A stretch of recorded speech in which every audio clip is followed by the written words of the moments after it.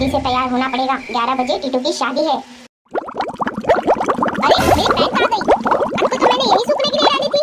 अरे टीटू को फोन लगाना पड़ेगा। अरे टीटू यार गड़बड़ हो गई, मेरी पैंट गायब हो गई। अरे क्या बात कर रहा है यार, मेरी भी पैंट गायब हो गई है। अरे टीटू सॉरी यार, मैं अब तेरी शादी में नहीं आ सकता। अरे यार तेरी छोड़, मैं खुद अपनी शादी में कैसे जाऊँ?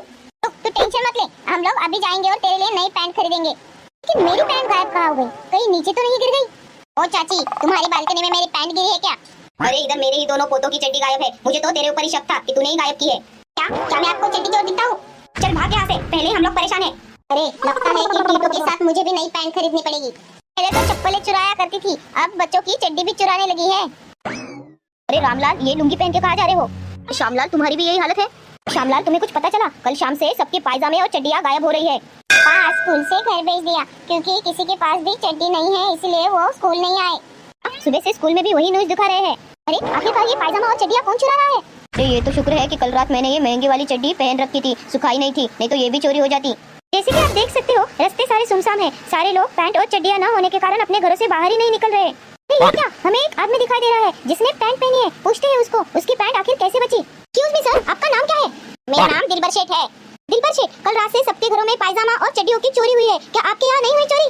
अरे चोरी तो सबके यहाँ हुई है, लेकिन मुझे उससे कोई फर्क नहीं पड़ता। मेरे यहाँ चड्डियों और पायजामों का भंडार पड़ा हुआ है। हर ब्रांड की, हर डिजाइन की, हर कलर की हजारों लाखों चड्डियाँ और पायजामे भरे पड़े हुए हैं मेरे घर में। हेलो, कहाँ हो तुम? मुझे तो लग रहा है तुमने मुझे धोखा दिया है। पिछले 2 घंटे से मैं तुम्हारी राह देख रही हूँ। अगर 15 मिनट में तुम यहाँ नहीं आए तो अपनी शादी टूट गई समझो। चिंटू यार जल्दी कर, 15 मिनट में नहीं पहुँचे तो स्वीटी मेरे से शादी तोड़ देगी। अरे तू टेंशन मत ले, तेरा भाई है ना, अभी हम पैंट खरीदेंगे और 5 मिनट में तुझे पहुँचा देता हूँ। अरे ये क्या इतनी बड़ी लाइन? अरे टीटू, पैंट का भाव तो देख, 10,000 रुपए में एक पैंट बेच रहे हैं। अरे 10,000 क्या, मैं 20,000 भी दे दूं, लेकिन मुझे आज शादी करनी है।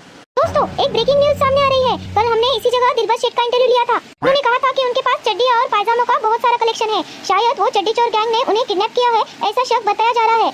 दोस्तों, आज हमारे स्टूडियो में आए हैं डॉक्टर चड्डा, जो एक चड्डी एक्सपर्ट है। उनसे सुनते हैं कि उनका इस सारे मामले में क्या कहना है। दरअसल आज से 400 साल पहले भी ऐसी घटना घटी थी। मेरे मुताबिक ये सारा काम एक चड्डी चोर गैंग का है। टाइम न्यूज़ में आपका स्वागत है। आप देख सकते हैं कि हमारे सामने टीटू राम बैठे हैं, जिनकी आज पायजामा न होने की वजह से शादी टूट गई। टीटू राम, आपको कैसा लग रहा है? आज एक छोटे से कारण के लिए आपकी शादी होते होते टूट गई। ऐसा लग रहा है, मतलब जाहिर है दुखी होगा। क्या आप उनके दोस्त हो? अगर आपको इतना ही बुरा लग रहा है तो आपने अपनी पैंट क्यों नहीं दी अपने दोस्त को? अरे मैडम, यहाँ मेरी खुद की पैंट चोरी हो गई, उसको क्या दूं? तो देखा आपने, सभी तरफ सभी नागरिकों का यही हाल चल रहा है।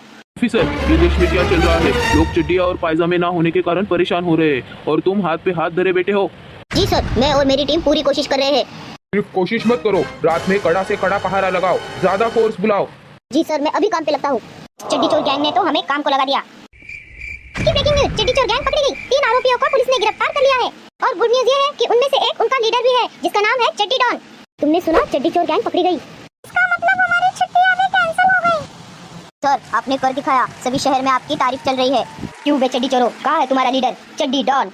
चड्डी डॉन को पकड़ना मुश्किल ही नहीं, नामुमकिन है। डॉन, शायद आप भूल रहे हैं, हम लोग ऑलरेडी पकड़े गए हैं। क्या ये है चड्डी गैंग का लीडर, जो खुद चड्डी से भी छोटा है? देखो इंस्पेक्टर साहब, चुपचाप मुझे छोड़ दो, बदले में मैं तुम्हें 500 चड्डियाँ दूंगा। अच्छा, तो तू मुझे रिश्वत देना चाहता है, वो भी चुराई हुई चड्डियों की? चल अब जल्दी से उगल कि तू चड्डियाँ और पायजामे क्यों चुराता था। चड्डी डॉन से उगलवाना मुश्किल ही नहीं, नामुमकिन है। तुम्हें छुए, इतना सा होके पूरे शहर में नाक में दम कर दिया तूने। जल्दी से बता, नहीं तो नीचे की घास को आग लगा दूंगा।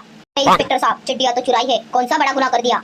बड़ा गुनाह नहीं किया, मतलब लोगों का घर से बाहर निकलना मुश्किल हो गया तेरे वजह से। चल जल्दी से बता, क्यों करवाई तूने चड्डियों की चोरियां? बहुत साल पहले की बात है। छोटा सा प्यारा सा लड़का था, जिसका कोई दोस्त नहीं था। कारण क्या है पता है? उसके पास सिर्फ एक ही चड्डी थी, वो भी फटी हुई। सब लोग उस पे हंसते थे, उसका मजाक उड़ाते थे, फटी चड्डी चिढ़ाते थे। वो प्यारा सा लड़का यानी मैं दिन रात रोता रहता था।